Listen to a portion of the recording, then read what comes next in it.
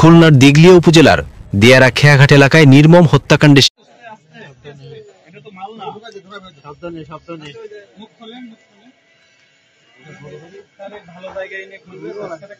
একটু পরিষ্কার জায়গা নিয়ে আসলে হতো ভালো তো।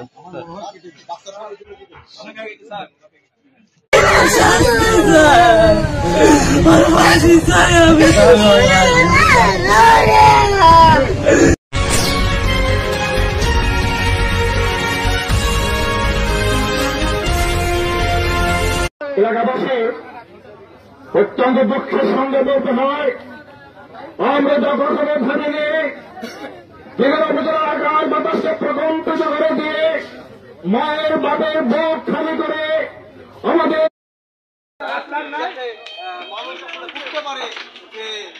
দর্শক দেখছেন আসলে এখানে এই বাইরের লোক জানা না গ্যাস সিলিন্ডার আছে, এই ওয়ালটা ভাঙিয়ে পড়লে একটা রিস্ক হয়ে যাবে। আপনারা ঝুঁকির মধ্যে আসছেন কেন?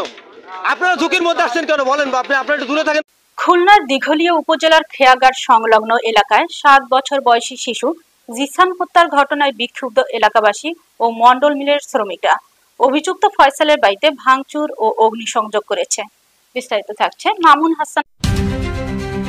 খুলনার দিঘলিয়া উপজেলায় 3 দিন নিখোঁজ থাকার পর জিসান নামের এক শিশুর বস্তাবন্দি লাশ উদ্ধার করেছে পুলিশ। শনিবার 11 অক্টোবর বিকেল 4:30টার দিকে উপজেলার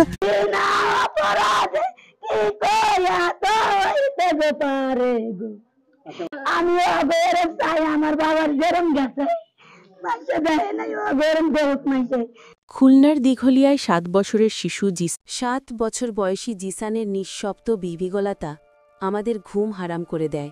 9 অক্টোবর বিকেলের পর থেকেই খোঁজ মেলেনি দিঘলিয়ার মন্ডল জুট টেক্সটাইল কোয়ার্টারে থাকা 7 বছর বয়সী জিসানের।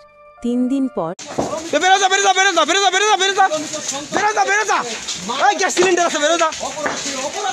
দর্শক অপরাধ সেই অপরাধের যে অংশটা আপনাদের দেখাচ্ছি যে এই ইলেকট্রিকের তার আছে। দর্শক আমরা এখানে খুব ঝুঁকিপূর্ণ মানে